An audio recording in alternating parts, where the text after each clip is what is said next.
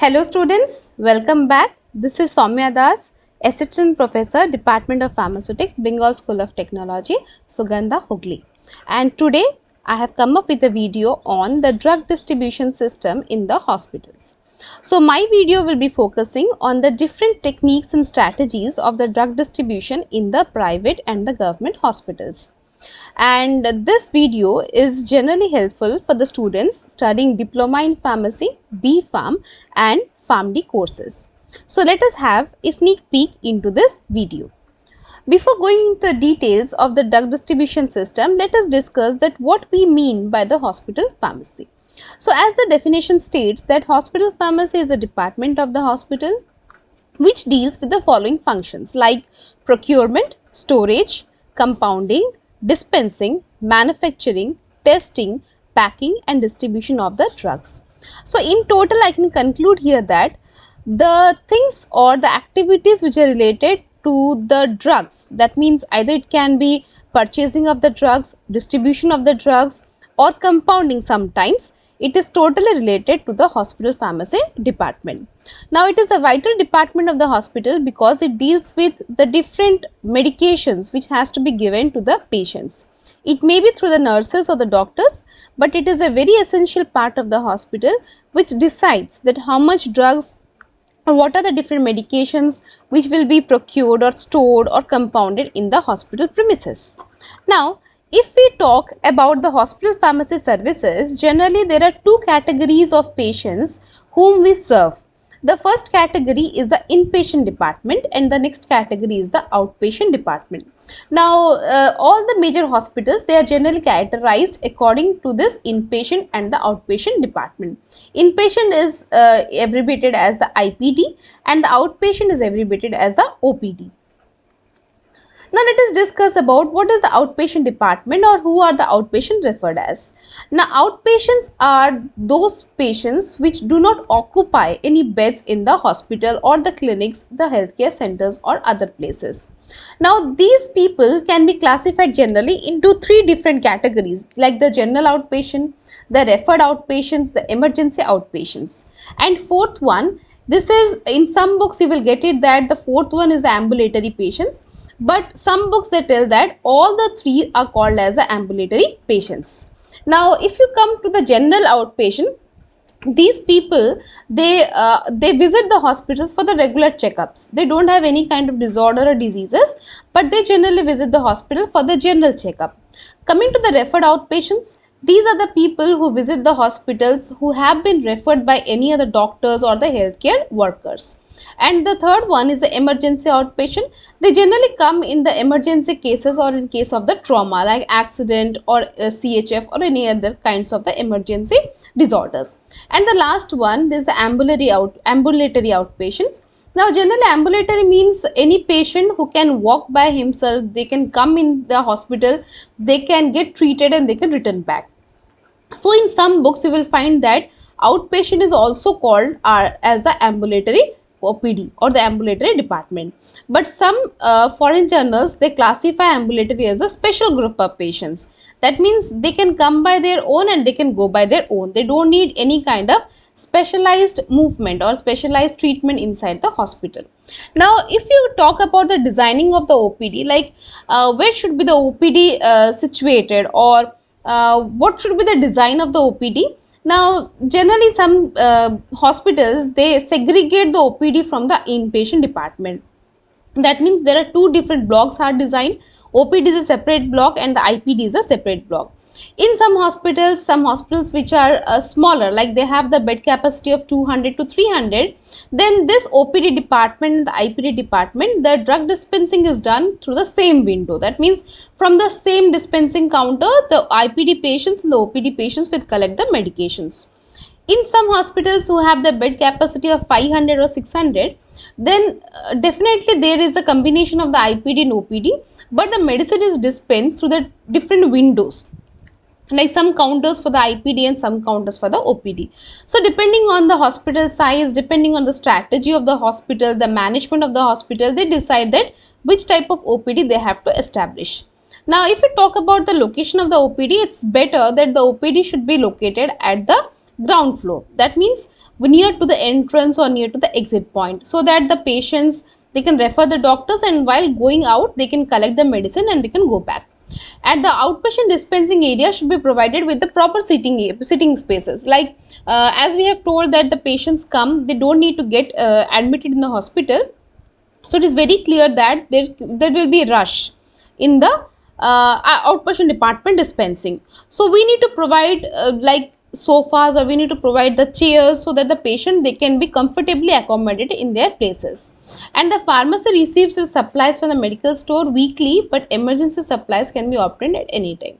Like, as you know that OPD has some timings. Every time the hospitals, they don't run the OPD, so it may be that the time is over, but still there should be some emergency staff who can be recruited for the outpatient department. Now, if we talk about the layout of the OPD, I have just kept a layout which I have got it from the book. Now, you can see here the layout is mainly divided into aseptic section, where we need to prepare the aseptic medications like parenterals and ophthalmics. Next come the manufacturing section, where here we compound. This is the store area, generally the raw material and the store.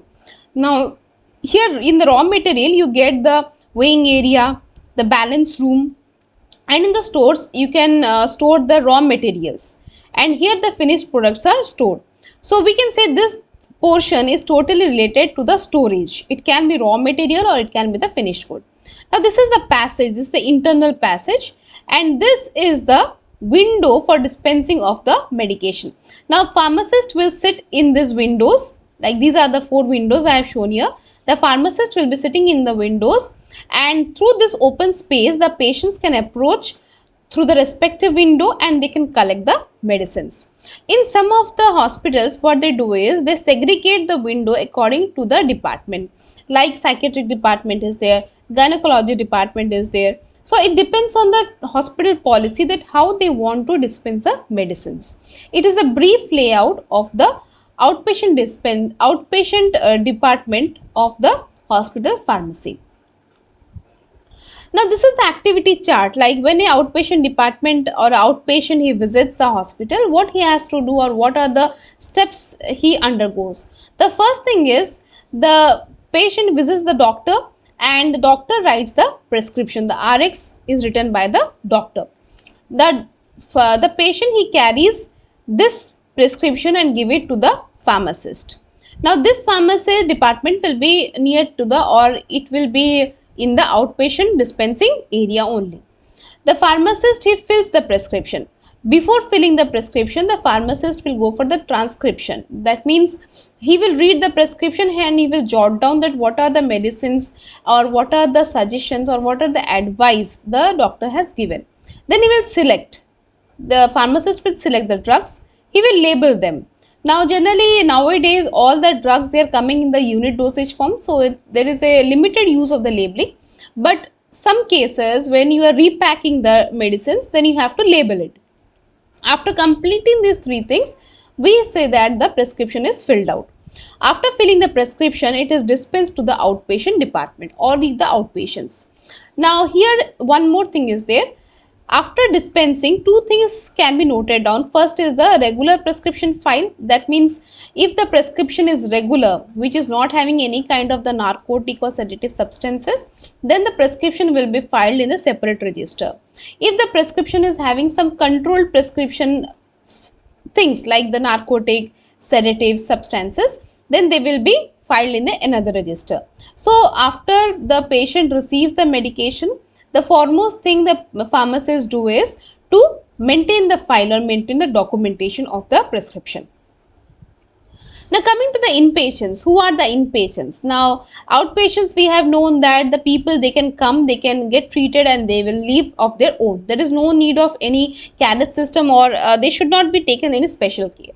Now, in condition of the inpatients, these are the people who are hospitalized due to some severe disorder, the chronic illnesses, or they get admitted in the hospital, they stay there for the treatment, let it be for the surgery or for any kind of the treatment. Basically, the drug distribution in the inpatients can be classified into 4 categories. The first one is the individual prescription order, second is the complete floor stock system, Third is the combination of the individual and the float stock system, and last one is the unit dose system.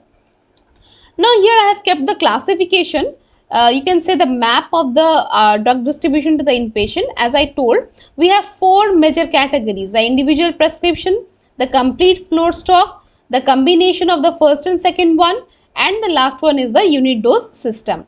Again, this complete float stock can be divided into two categories: the charged float stock and the non-charged float stock. Again, this non-charged float stock can be categorized into two types: the drug basket system, the mobile dispensary unit. And this unit dose system can be categorized as the CUD and the DUDD. Now, what are these? We will learn in the next slides.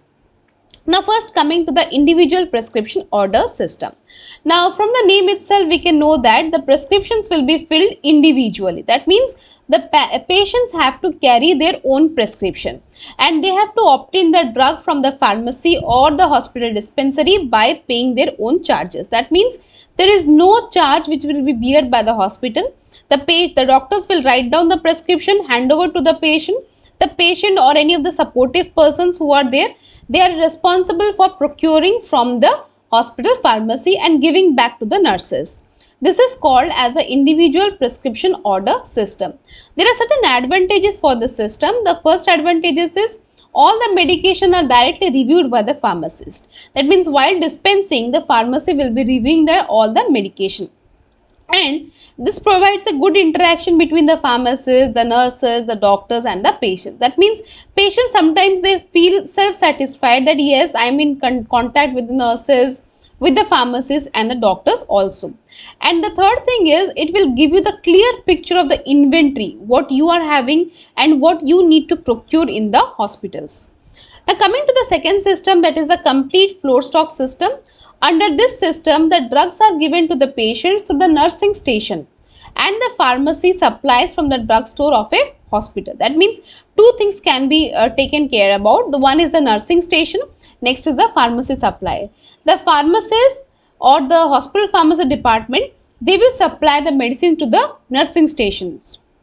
These nursing stations are located in each block, or you can say in each department of the hospital. Let it be psychiatric department, gynecology department, the surgery department, and from there it will be dispensed to the patients. Again, this complete float stock system can be classified into two broad classification. One is the charged float stock, next is the non-charged float stock system. Let us discuss that what is the difference between the charged float stock and the non-charged float stock system. Under this charged float stock system, the drugs or the medicines are stored in the nursing station all the times, and the charge is directly accounted in the patient's account. That means the nurse will give you the medicine and they will add the amount of the medicines in your patient profile. So after you get discharged or during the time of the discharge, you will collect the bill and accordingly you have to pay it. So here you can see the patient is charged for every single dose. That means if you are taking 3 tablets of azithromycin, you will be charged for only 3 tablets. You will not charge for the 4th one or the 5th one. And whatever the drugs need to be stored in the nursing station is totally decided by the PTs, the pharmacy therapeutic committee. So every hospital have the PTC, and from there it will be decided that what are the drugs can be stored in the nursing stations.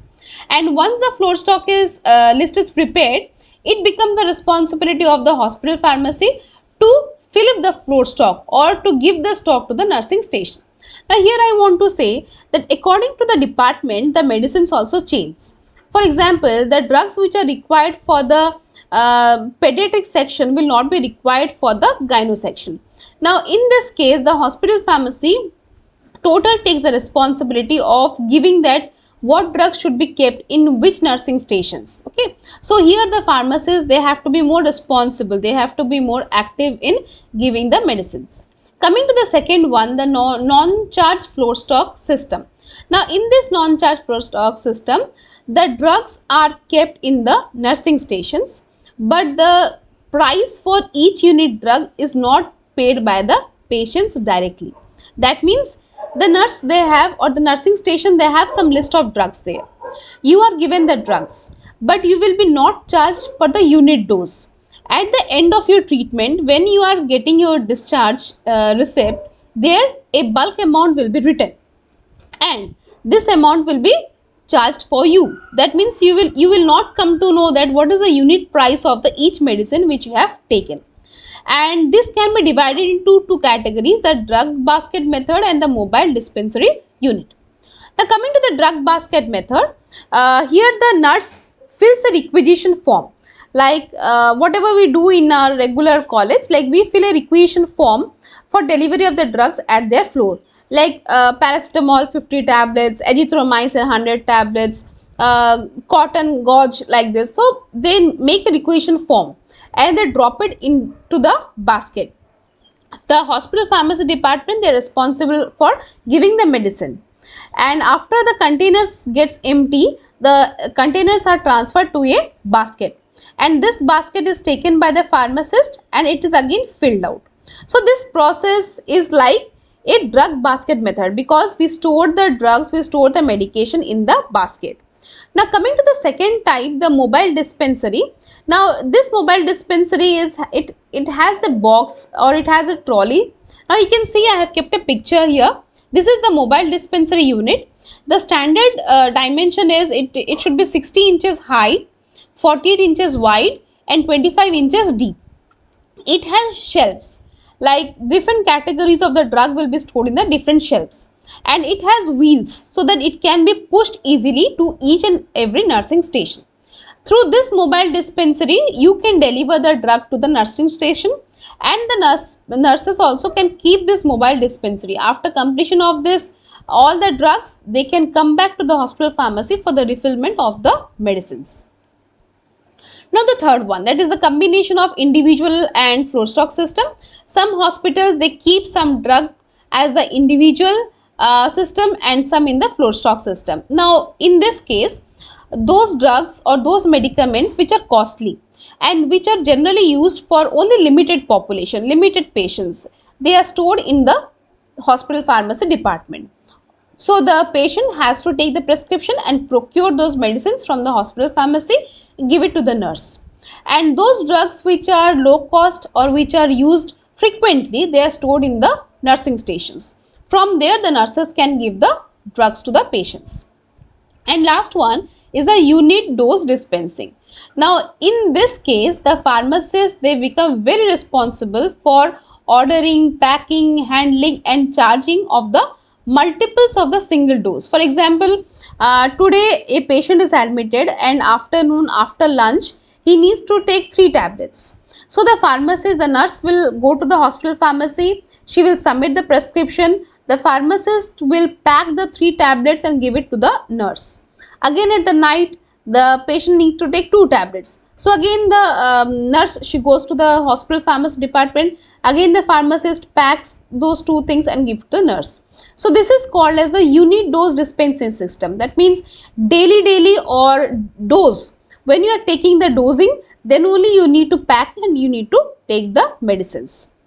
This is also having a better advantage, like some financial control is there. You don't need to stock the medicines in the nursing department.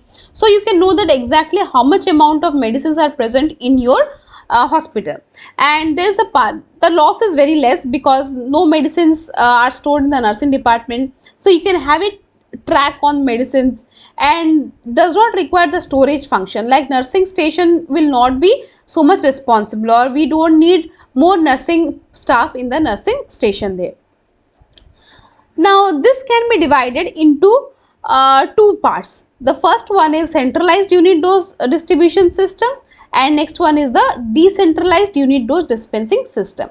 Now the basic difference in these two is, in case of the centralized unit dispensing system, all the drugs, all the medicines are stored in the central area of pharmacy.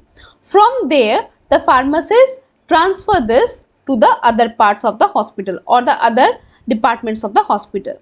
When it comes to the decentralized part, then we come to the concept of the satellite pharmacy. That means each layer each floor of the hospital will be having one pharmacy department. That is called as the satellite pharmacy. Like patient profile card will be made. It will be containing the date, the disease and the diagnosis which has been done. The prescription are directly sent to the pharmacist. The pharmacist will enter in the patient profile card. They will check the medication. They will check any kind of error is there or not. The patient profile card and prescription order is filled by the pharmacy technicians, and the nurse will administer the drugs. The basic difference in between these two systems is centralized means a single area of the hospital where all the medicines will be stored. Decentralized means for every floor we have a separate satellite hospital pharmacy. Now, when you talk about different systems of drug distribution, these two new concepts have been introduced very recently. The first one is the bedside pharmacy and second one is the satellite pharmacies, which I was discussing now. The bedside pharmacist generally says that the pharmacy will visit the patient bedside. That means the pharmacist will be involving in talking to the patients, giving the advice and explaining about the action of the drug which he is taking. So indirectly we can say that the pharmacist will be responsible for counseling the patients also. So in this method, the pharmacist, they develop some confidence on the patient and the patient also feels some confidence on the pharmacist. So any kind of you can say queries or any kind of psychological problems which the patient has, they can share to the pharmacist also. Coming to the satellite pharmacies, as I told you, satellite pharmacies means there will be some satellite or the small pharmacy departments which will be stored or which will be on the each floor, and the main section of the pharmacy or the central unit of the pharmacy, they will be responsible for storing, manufacturing, dispensing. Okay, but from here, after manufacturing, after dispensing, the drug will go to the satellite pharmacy. From the satellite pharmacy, the medicaments will move to the nursing stations or nurses will carry the medicines to the patient. There are certain advantages for the satellite pharmacy. The first advantages is satellite pharmacy is satisfactory, provides requirement of current clinical need to the patient. That means immediately the nurse can approach the pharmacy, they can get the medicines, and the pharmacist and the nurse, they talk to each other, they combinedly they help in the treatment of the patients, and efficiently the drug can be distributed. As we can say, the time consumption is very low and the time and the error can be also minimized. That means the time required for dispensing and the error in the prescription can also be minimized. So dear students, this was my video on the different drug distribution systems in the hospitals. I have taken this material from some of the books, some of the internet websites, so you can check the references. If you have any doubt, you can drop a mail to eduknowledgehub@gmail.com, or else you can drop the comments in the under the videos. Please subscribe to my channel Edu Knowledge Hub for more video. Stay home, stay safe. Till then, bye bye.